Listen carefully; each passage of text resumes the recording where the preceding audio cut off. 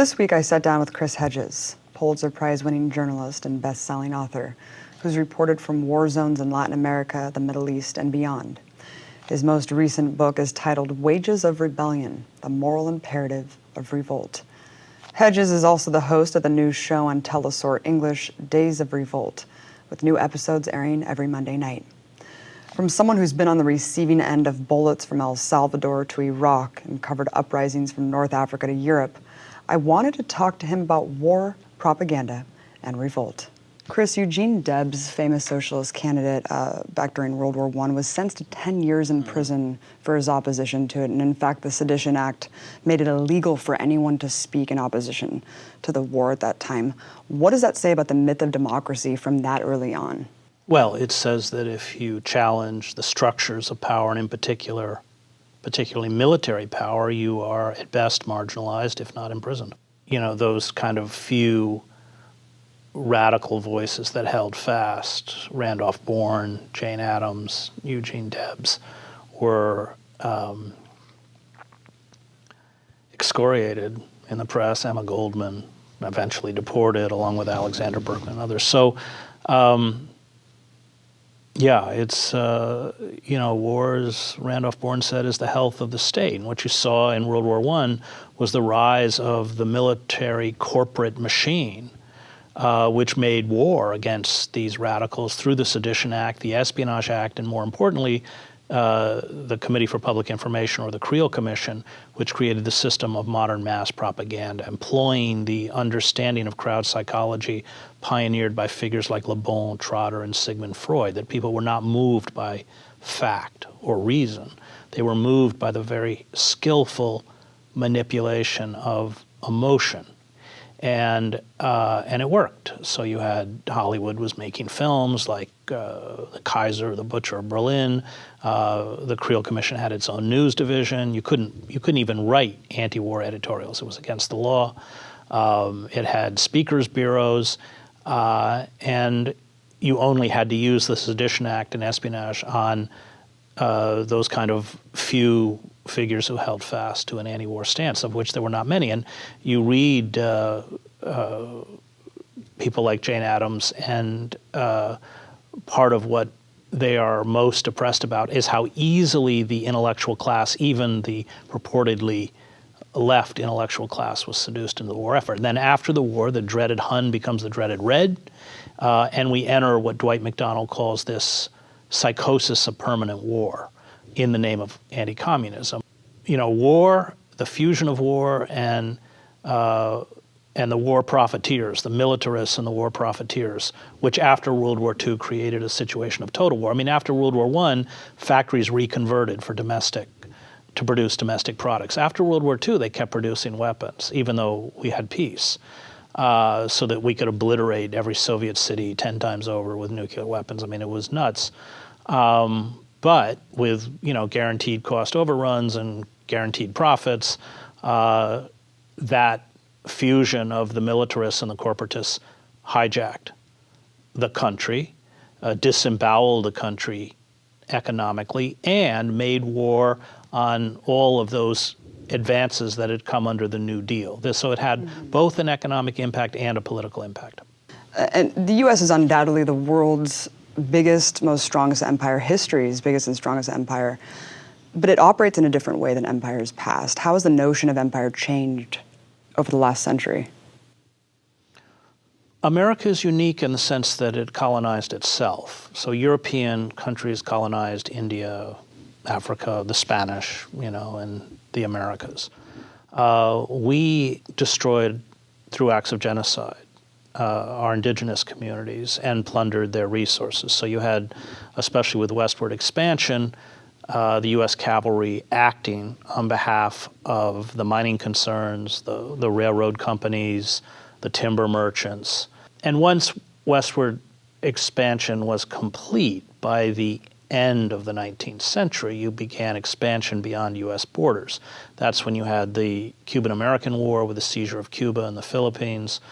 You began to see all sorts of gunboat diplomacy throughout the Caribbean and Latin America, in particular Central America. America expanded its power certainly through the military force and the threat of military force, but more by cultivating indigenous elites that would do our bidding.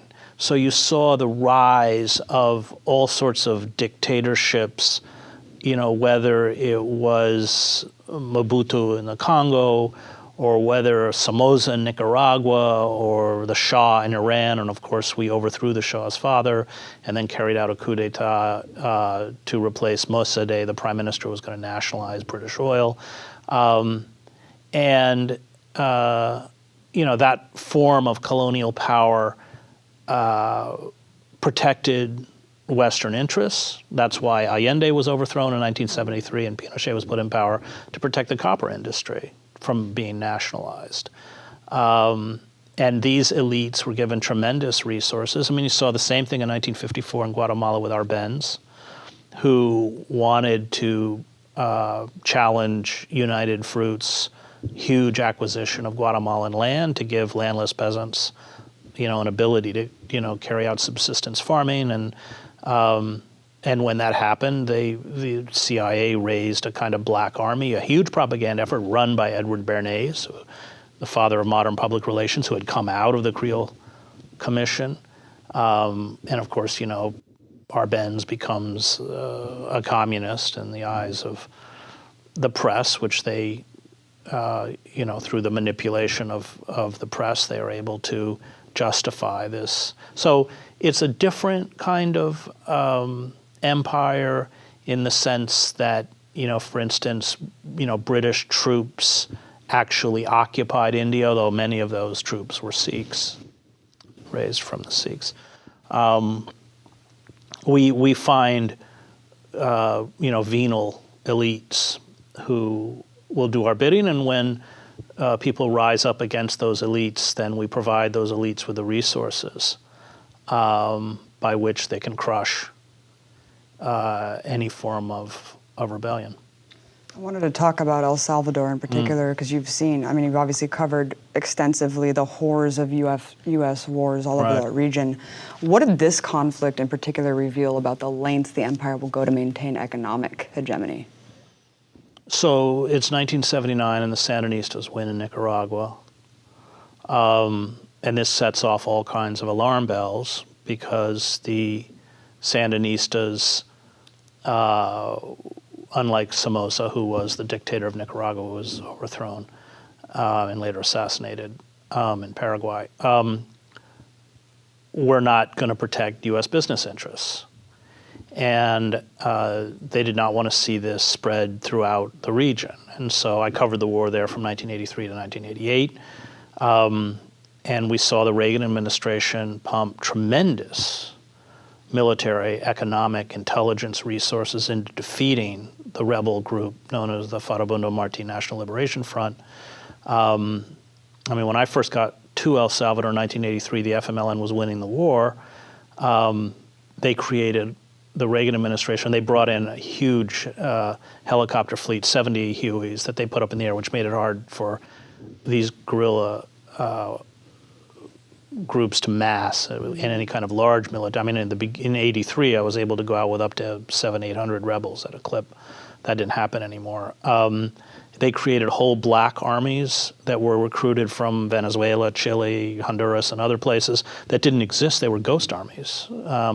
Roughly, they call them cazador, hunter battalions. They're about 350, very well trained, very well equipped, and we would go up into Morazan and come upon the aftermath of tremendous fire, and yet there was no record of a Salvadoran army ever being there. They brought in all sorts of CIA, mostly ex-Cuban operatives, including Felix Rodriguez, who had been part of the effort to hunt down Che Guevara. Mm-hmm. Indeed, he would show us Che Guevara's wristwatch that he was wearing, taken off Che's body. So there's a kind of classic example of the heavy intrusion of empire to thwart. Half of the population in El Salvador at the time was landless. Mm-hmm. And most of the land was owned by these coffee barons, roughly 10 families, they call them, the big 10 families. it was worse than serfdom. People living in tremendous poverty and deprivation. And when they tried to organize peacefully in terms of building labor unions, they were literally gunned down in the streets. They put machine guns up on the roofs of buildings in the Capitol. And then when people began to resist, the death squads, when I got to the country, were killing between 700 and 1,000 people a month. It was butchery, which we funded and largely orchestrated. You saw the same thing in Iraq, by the way. When things broke down in Iraq, they took James Steele, who I knew, colonel. He had been the head of the military group in El Salvador, who had worked with the death squads. They moved him to Iraq, and he organized the Shiite death squads, which carry out a reign of terror to break the Sunni resistance. And really, if you really want to look at it, create groups like ISIS. And that's how empire works. And when you're up close, as I was for 20 years, and you see the inner workings of empire, you understand how vicious and ruthless and brutal it is. But it's very hard to penetrate within the heart of empire that reality, so that reporters such as myself who would report on these things were under constant attack, not only from the State Department and from the government, but from, eventually I was working for the Dallas Morning News and Central America and later for the New York Times, but from our own Washington bureaus that, were being spun a fictitious narrative, and we were kind of demonized as, being the fifth front of the rebel movement. And of course, 22 reporters were killed in El Salvador, some of them assassinated by the death squads.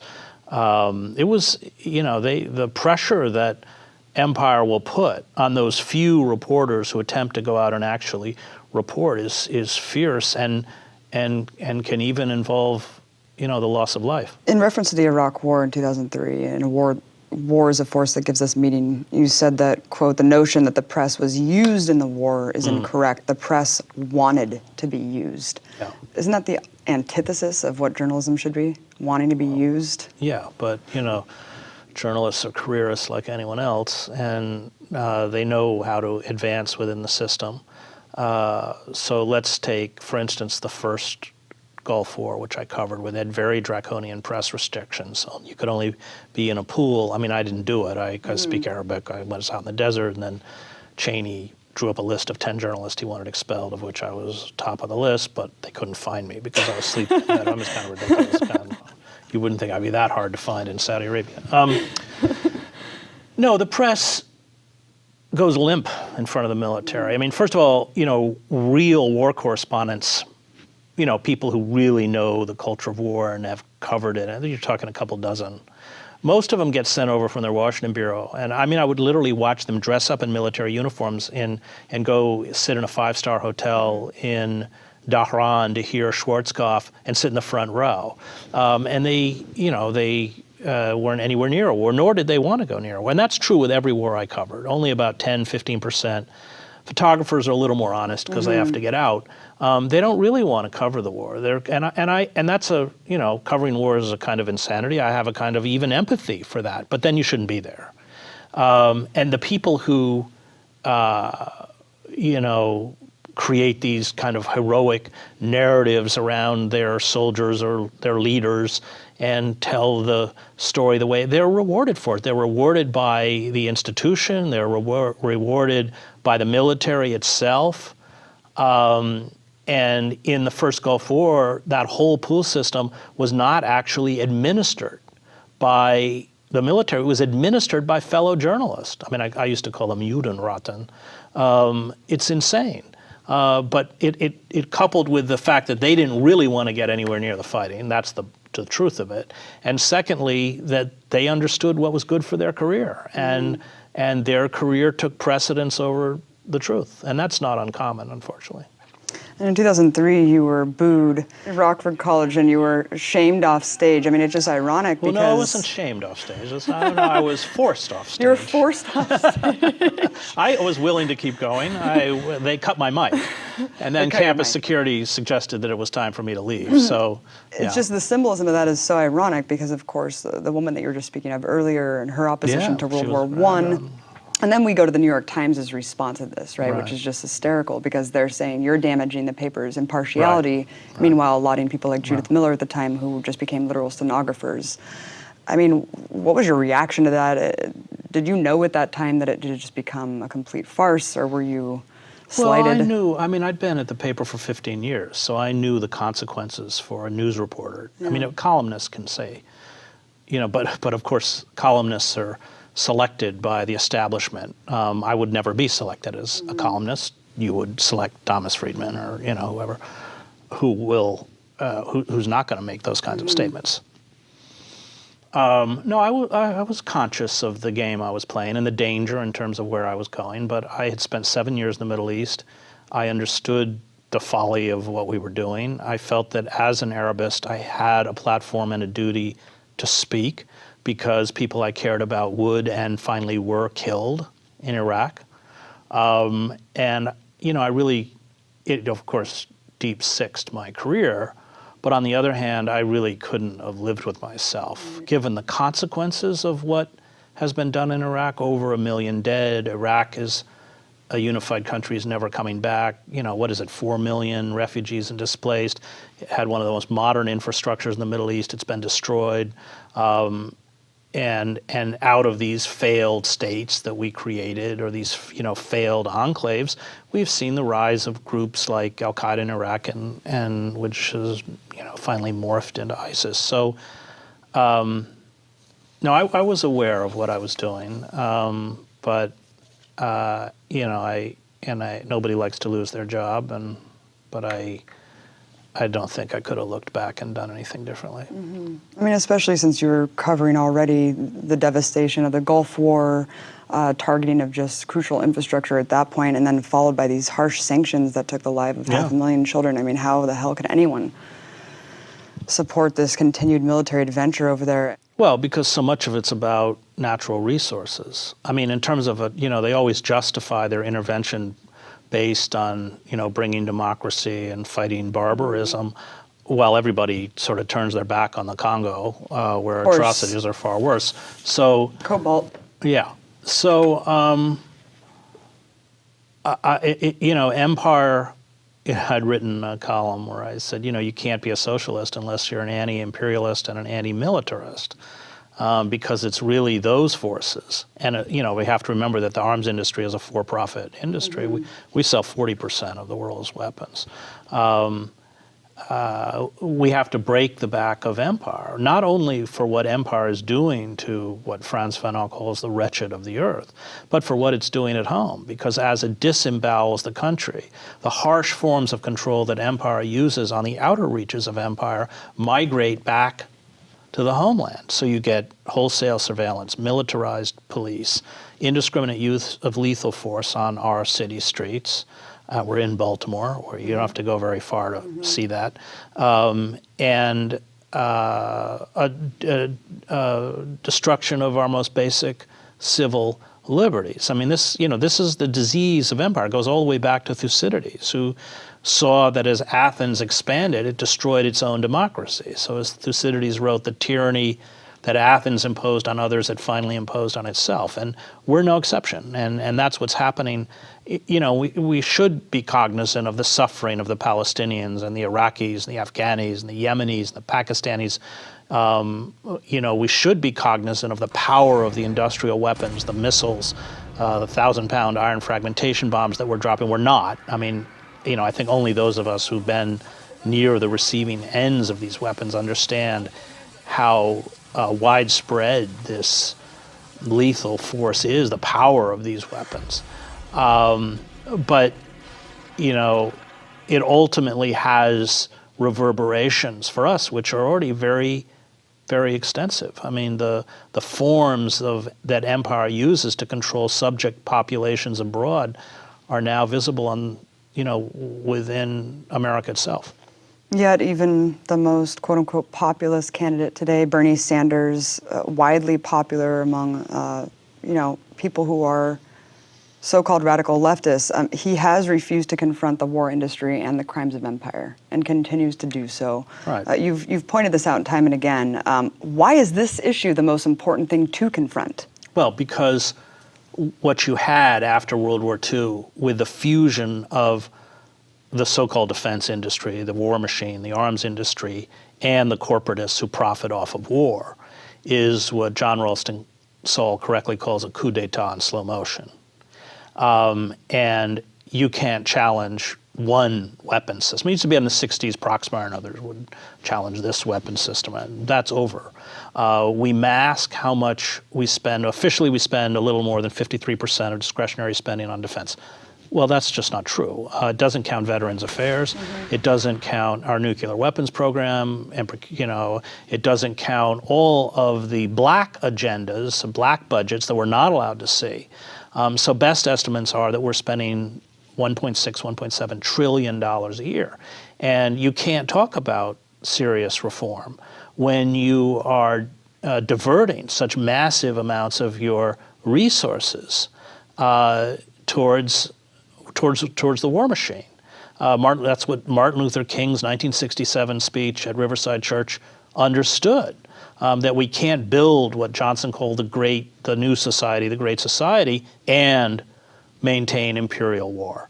So, Bernie has voted for every military appropriations bill there is to continue these wars. He doesn't challenge either the military establishment. Indeed, he's been quite welcoming of defense contractors into the state of Vermont because, provides jobs, and, they try and divvy up $10 billion per state because they have the ability to do so. But if we don't break the back of the war machine, if we don't break the imperialist project, if we don't terminate the for-profit arms industry, then any rhetoric about significant change is smoke in the wind.